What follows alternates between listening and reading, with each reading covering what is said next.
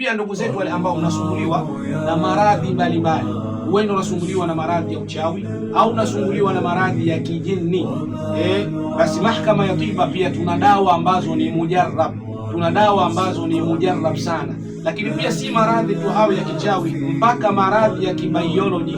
Unasumbuliwa na saratani, unasumbuliwa na pressure, kisukari, vidonda vya tumbo, au ukosefu wa nguvu za kiume, pia karibu katika Mahkama ya Tiba. Unahitaji uzazi, wewe mwanadada, njoo katika Mahkama ya Tiba.